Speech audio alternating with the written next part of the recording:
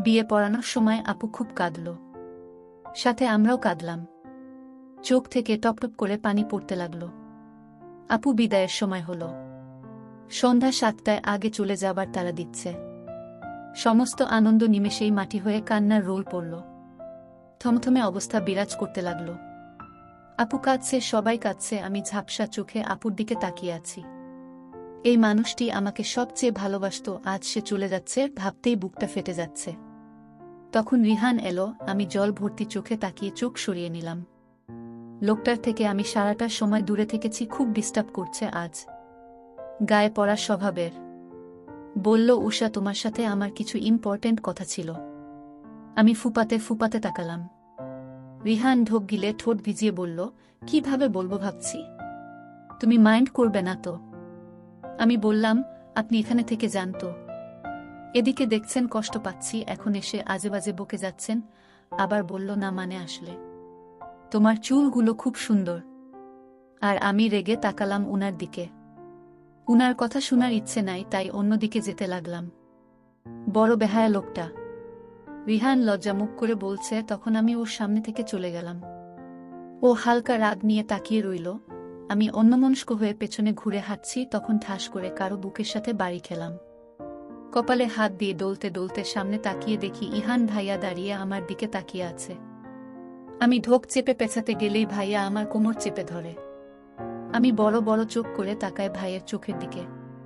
ইহান ভাই আমার দিকে এক দৃষ্টিতে তাকিয়ে আছে। আমি ভয়ে মিনমিন করছি। ভাইয়ার ঠান্ডা হাত আমার পেট স্পর্শ করেছে। আমার সারা শরীর থরথর করে কাঁপছে। আমার লেহেঙ্গার ফতুয়া বড় অনেক, তাই পেট বের হয়নি। ওড়না আমি পাড়ির মতো করে নিয়েছিলাম। যেটা পেছনে কোমরে গুজা হয়েছিল, ভাইয়ার হাত সেখানেই বিচরণ করছে। আমি বিস্মিত হয়ে তাকিয়ে বুঝার চেষ্টা করছি কি করছে উনি। ফট করেই ভাইয়া আমার ওড়না টেনে নিয়ে এলো। আমি হতভম্ব হয়ে তাকিয়ে আছি। ভাইয়া এক হাতে ওড়না আমার মাথায় টেনে দিল। আমি বিস্ময় নিয়ে তাকিয়ে আছি ভাইয়ার দিকে। কি করতে চাইছে ভাইয়া? ভাইয়ে কিছু বলার জন্য মুখ খুলতেই ভাইয়া ফট করে আমাকে ছেড়ে দিল। আমি হাঁ হয়ে আছি। মাথা ঢেকে আছে ওড়না। ভাইয়া আমাকে ছেড়ে রুদ্ধ গলায় বলল, তোর চুল নষ্ট হয়ে গেছে, দেখতে বাজে লাগছে, তাই ডেকে দিলাম। বলেই ভাইয়া সামনের দিকে গেল। ইমা আপু, ইলা আপুকে ধরে কাঁদতে কাঁদতে আসছে। ভাই যেতে তাকে জড়িয়ে ধরল। আমি ভাইয়ার কাছে অবাক হয়ে থমকেছিলাম। কান্না দেখে আবার মনটা খারাপ হয়ে গেল। ইলা আপু আজ গোলাপি কালারের লেহেঙ্গা পরেছিল, খুব সুন্দর দেখাচ্ছে তাকে। আপু ইমা আপুর থেকে সরে এসে নাক মুখ কুচকে ফেলল। ওড়না ও চুল ঠিক করতে করতে বলল, did you ruin my makeup? I don't understand why there is so much mood. বলেই অন্যদিকে চলে গেল। আমি তার কথা বুঝলাম না, কিন্তু তার মুখ দেখে বুঝেছি সে বিরক্ত। আমি অবাক হলাম, বোন চলে যাচ্ছে আর সে এমন করছে, একটু কাঁদছেও না। আপুরা এগিয়ে এলো, আমাকে দেখেই কাছে ডাকলো। আমি আপুকে ধরে হু হু করে কেঁদে উঠলাম শব্দ করে। আপু আমাকে সান্ত্বনা দিচ্ছে। আমি থামছি না। হঠাৎ বাহুতে কেউ শক্ত করে চেপে ধরে টেনে সরালো। হাতে ব্যথা পেয়েছি। আমি ঘাড় বাঁকিয়ে চাচির মুখ দেখে চুপ করে গেলাম। চাচি আমাকে সবার থেকে টেনে দূরে নিয়ে এলো। আমি ভয়ে কাঁপছি।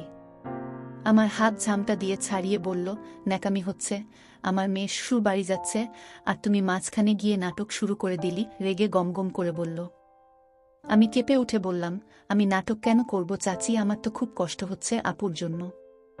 আমাদের ছেড়ে চুপ। চাচি চিৎকার করে বলল। আমি ভয়ে কুঁকড়ে উঠলাম। একদম নাটক করবি না, নাটক করেই তো এসব নিয়েছিস।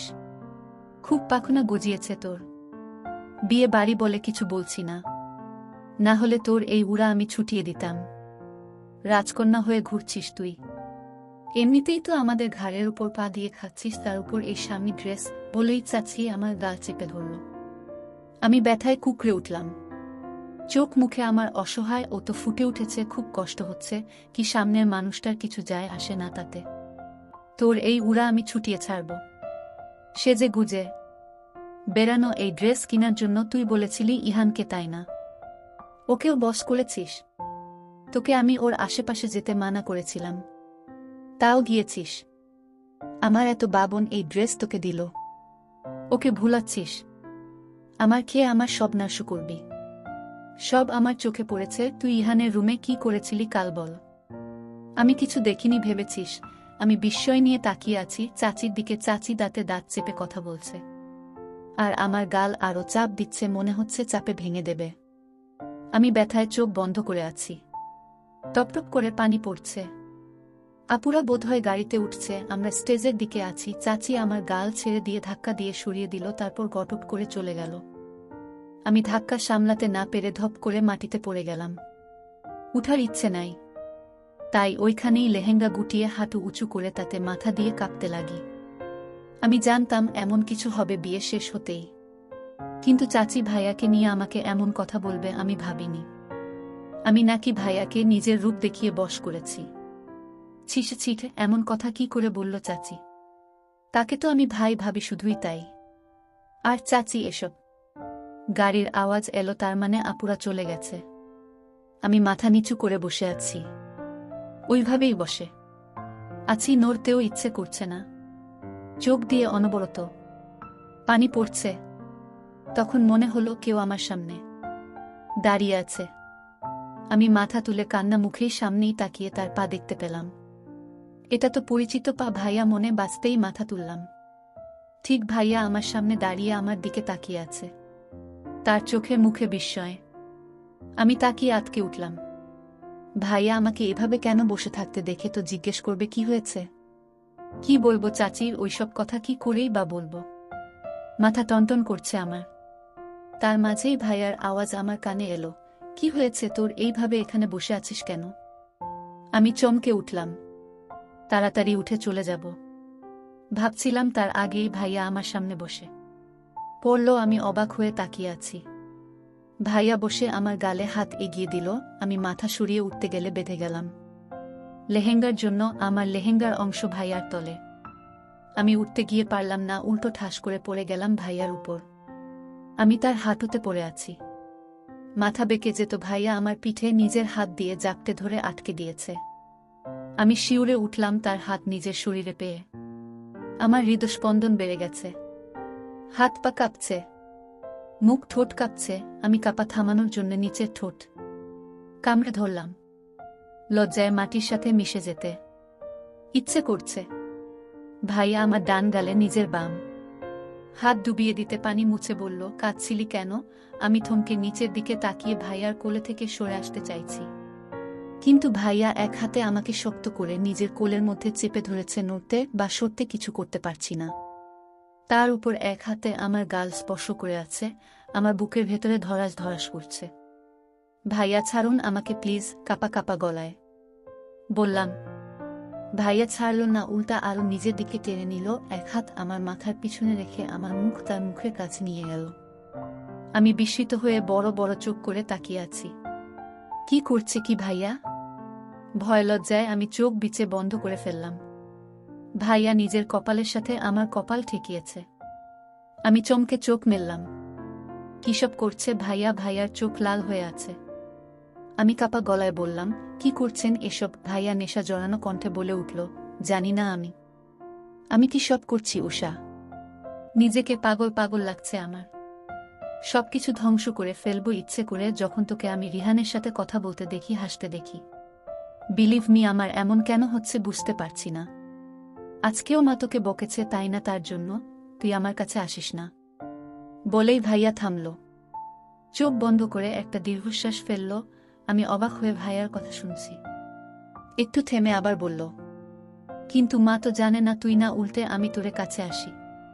কেন আসি জানি না, তোকে নিয়ে অন্যরকম ফিলিংস আসে, কিন্তু এটা তো ঠিক না। বল, তুই তো আমার বোন সম্পর্কে।